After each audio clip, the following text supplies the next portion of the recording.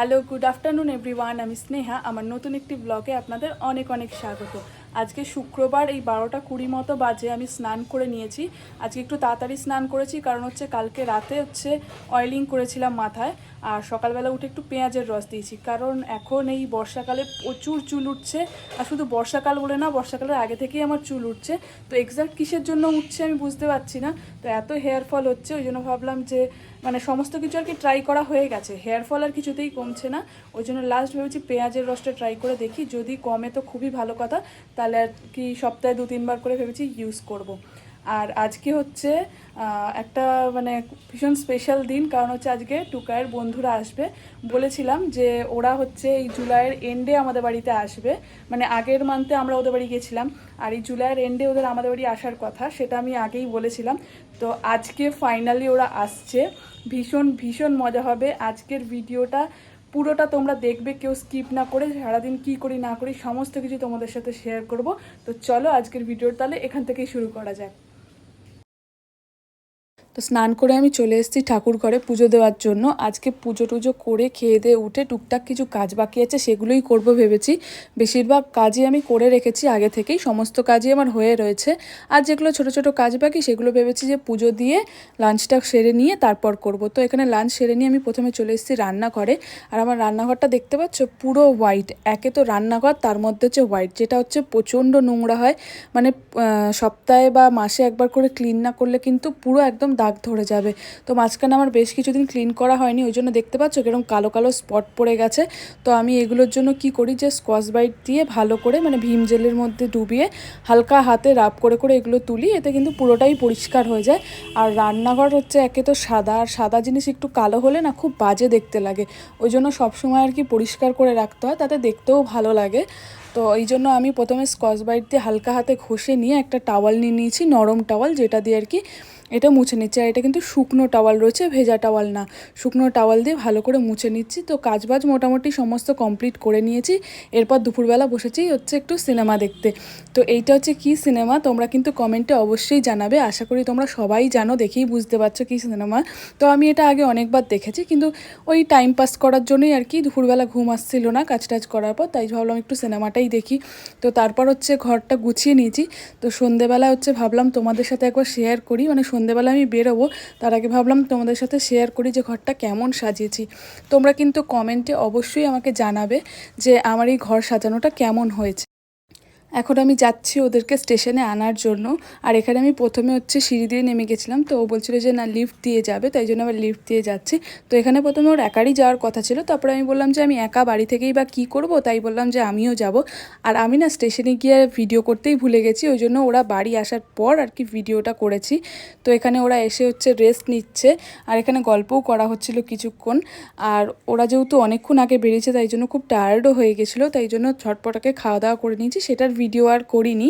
আর খাওয়া দাওয়ার পর আমাদের মধ্যে একটা গেম খেলা হয়েছিল, যেখানে সবার হাজব্যান্ডের চোখ বাঁধা হবে আর বলা হবে যে হাত ধরে যে তার ওয়াইফের হাত কোনটা।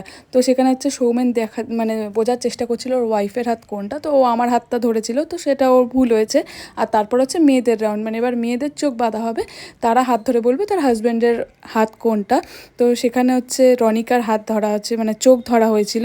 তো সেখানে ও হাত ধরে আর কি বলতে পারেনি, ও ভুল বলেছে। তো বেশ কিন্তু মজা হয়েছিল, অনেক রাত পর্যন্ত কিন্তু গেমটা খেলা হয়েছিল। চা বিস্কুট নিয়ে বসা হয়েছে সকালবেলা। আমরা এক্সারসাইজ করে চা বিস্কিট নিয়ে বসে গেছি। এক্সারসাইজ হয়ে গেল 10 মিনিটের এক্সারসাইজ। 10 মিনিটের, এটা ব্রিফিং এক্সারসাইজ। 2 মিনিটের এক্সারসাইজ, 10 মিনিটের মধ্যে 10 মিনিটও হয়নি এক্সারসাইজ, আর 9 মিনিট গল্প। আর তারপর এই যে চা খেতে বসা হয়েছে। হ্যাঁ, এটা ফ্রেশলি ব্রুড ফিল্টার কফি বলে, এটা freshly brood filter, starting off day. হ্যাঁ, আমরা আজকে প্রচুর হেলদি হয়ে গেছি। আমরা সকালে উঠে গেছি। কেন হেলদি কি খারাপ নাকি? করি না তো। তো এখানে কিছুক্ষণ এক্সারসাইজ করার পর ওই 2-5 মিনিট এক্সারসাইজ করার পর টিফিনের জন্য আমি গেছিলাম। তো আজকে সকালে টিফিনে ছিল লুচি। আর কালকে ভিডিওটা এন্ড করতে পারিনি, ওই জন্য আজকে সকাল থেকে আবার ভিডিওটা শুরু করেছি। তো আজকে সকালে টিফিনে রয়েছে লুচি আর আলুর তরকারি। তো অনেকগুলো লুচি আগে ভাজা হয়ে গেছে, তো সেটার ভিডিও প্রথমে করা হয়নি, তাই জন্য আবার পরে আমি ভিডিওটা শ্যুট করেছি। তো এখানে হচ্ছে লুচি ভাজা হচ্ছে সবার জন্য। এখানে শুধু রনিকা বাদে আমরা সবাই লুচি খাবো, কারণ ওর লুচি খেলে সকালবেলা একটু প্রবলেম হয়, যেহেতু এটা তেলে ভাজা জিনিস। তো এই জন্য ও লুচি খায়নি, বাকি আমরা সবাই হচ্ছে লুচি খেয়েছি। তো এখানে ফুলকো ফুলকো লুচি ভাজা হচ্ছে। এই গরম গরম ফুলকো ফুলকো লুচি খেতে তোমরা কে কে ভালোবাসো অবশ্যই কিন্তু কমেন্টে জানাবে। আর এখানে হচ্ছে সকালে ব্রেকফাস্টের পর আমরা সবাই রেডি হয়ে গেছিলাম, কারণ আজকে আমাদের হচ্ছে ঘুরতে যাওয়ার কথা ছিল। তো আজকে আমরা ভেবেছি বেলপাহাড়ি এগুলো টুকটাক আর কি ঘুরবো। আর এখানে আমরা সবাই রেডি হয়ে গেছি, শুধুমাত্র রনিকা রেডি হতে পারেনি। ও কিন্তু সবার আগে স্নান টান করে নিয়েছে, কিন্তু রেডি আরও হতে পারেনি, সবার লাস্ট কিন্তু ও ছিল। আর বাকি সবাই আমরা রেডি হয়ে গেছি। তো রেডি হয়ে এবার আমরা চলে এসেছি নিচে।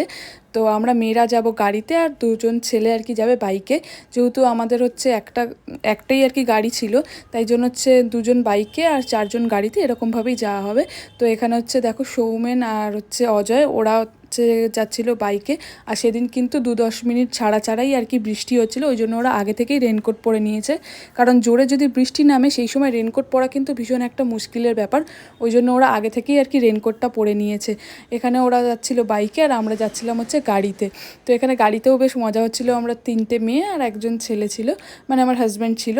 তো সেখানেও বেশ মজা হচ্ছিল। আর এখানে কিছুটা যাওয়ার পরেই মানে 10 মিনিট 15 মিনিট ছাড়াই আর কি প্রচুর বৃষ্টি হচ্ছিল। দেখতে পাচ্ছ রাস্তাঘাট একদম কিন্তু পুরো ভেজা রয়েছে, মানে একটু আগেই প্রচুর বৃষ্টি হয়ে গেছে। আবার যখন রোদ উঠছে তখন এতটাই রোদ উঠছে, মানে সেই দাঁড়ানো যাচ্ছে না ছাতা ছাড়া।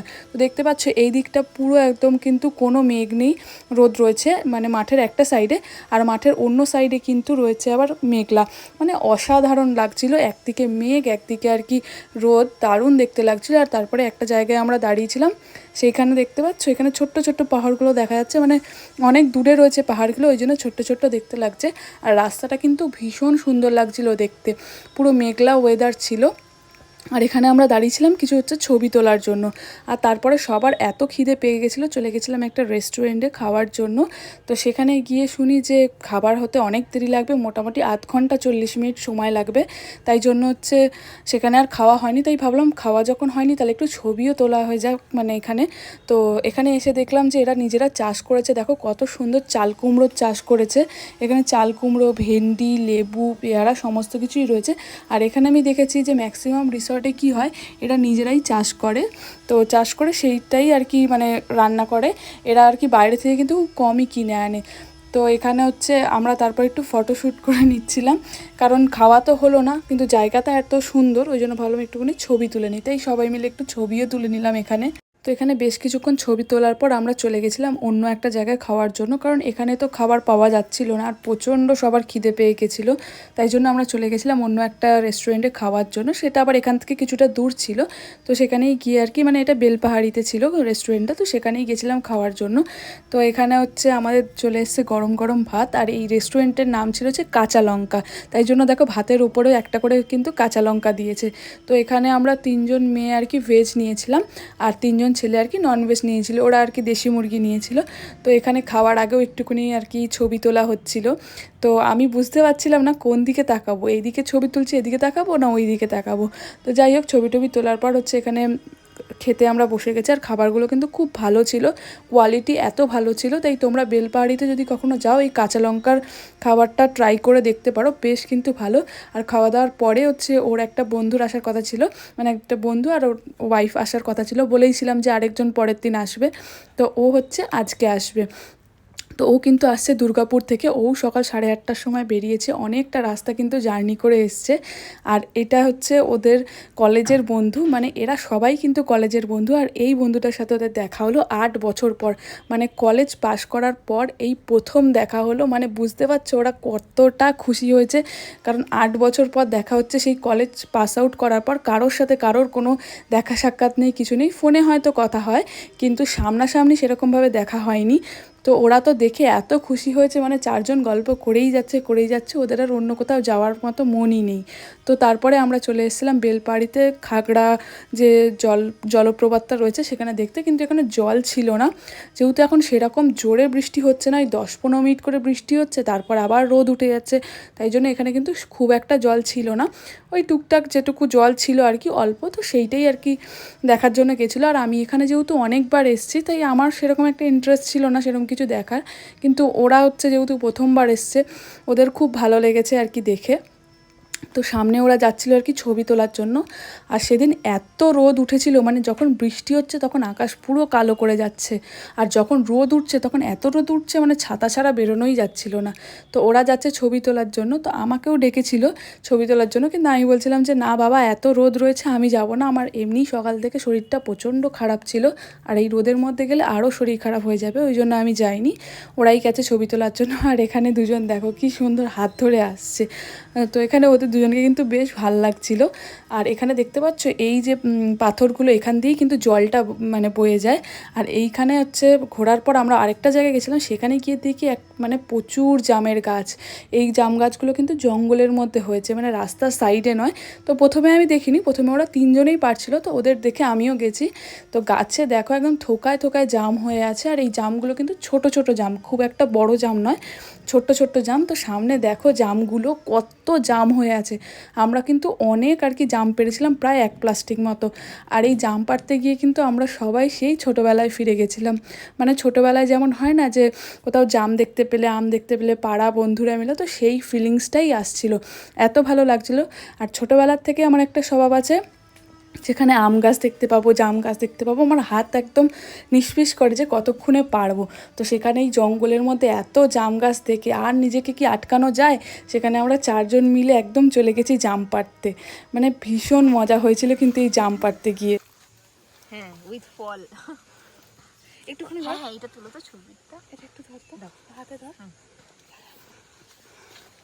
গাছ ভর্তি জাম। ঘরটা নামিয়েছিলাম, ওটা এত ছিল।